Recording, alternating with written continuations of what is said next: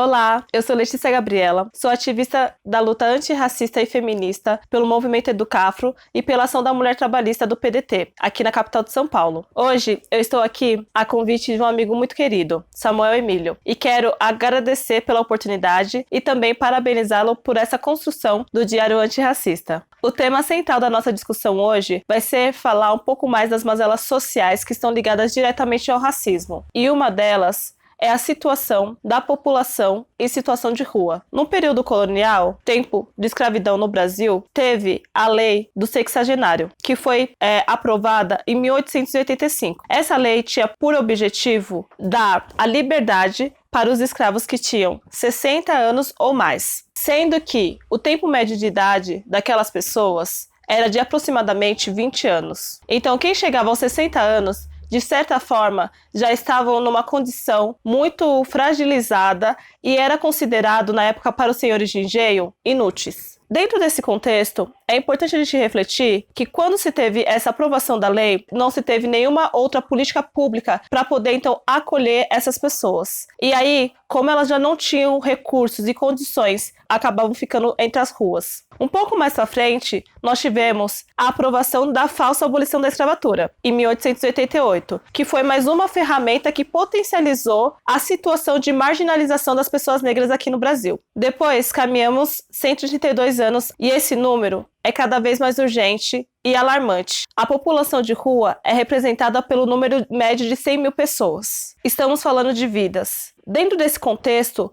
pegando de forma regional, aqui em São Paulo, esse número está em média 25 mil. Só que, ao mesmo tempo, o perfil dessas pessoas tem que ser olhado. Segundo dados da Prefeitura de São Paulo, esse grupo é composto por 85% de homens e 70% são pessoas negras. Qual é a reflexão que eu quero chegar com vocês trazendo esses dados? Colocando o quanto o racismo ele perpassa por diversas violações e violências no corpo das pessoas negras que fazem então que as mazelas sociais sejam normalizadas e aí não sejam analisadas as situações das pessoas que estão dentro dessas condições. Por isso, é importante também que eu aborde com vocês alguns outros fatores que contribuem com essa situação. A primeira delas, que está no ranking desse fato social, é o envolvimento de pessoas com o alcoolismo e a droga. O segundo delas é o desemprego. E o terceiro são os conflitos familiares. Dentro de tudo isso, a gente consegue analisar que esse processo do racismo estrutural na nossa sociedade contribui diretamente com todos esses fatores. A reflexão que eu trago hoje para vocês aqui, dentro dessa construção do Diário Antirracista, porque a gente normaliza tanto a situação das pessoas que estão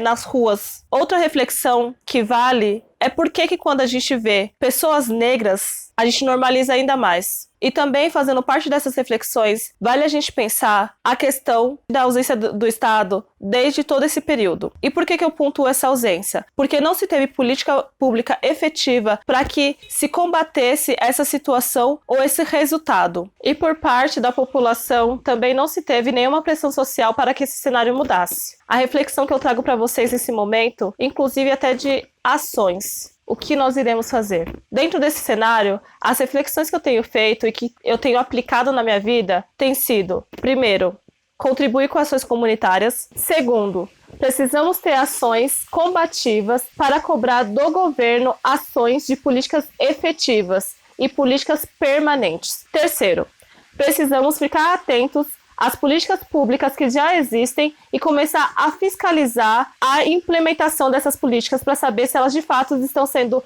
efetivas ou não. Por quê? Nós temos bastante legislações interessantes, só que são mal aplicadas. E aí, com essa fiscalização, a gente pode cobrar para que a sua aplicabilidade ela aconteça de forma qualitativa e pontual. E dentro disso tudo que eu falei agora com vocês aqui nesse vídeo, das informações que eu pude compartilhar, cabe a gente então pegar a nossa responsabilidade dentro dessa mazela. Porque se a gente se omite a essa situação, a gente acaba sendo corresponsável por todas essas problemáticas que estão acontecendo no nosso país. E é dever meu e seu fazer e construir um país mais justo e mais igualitário. Conto com vocês nessa, e essa ação do Diário Antirracista, ela vai sim potencializar isso.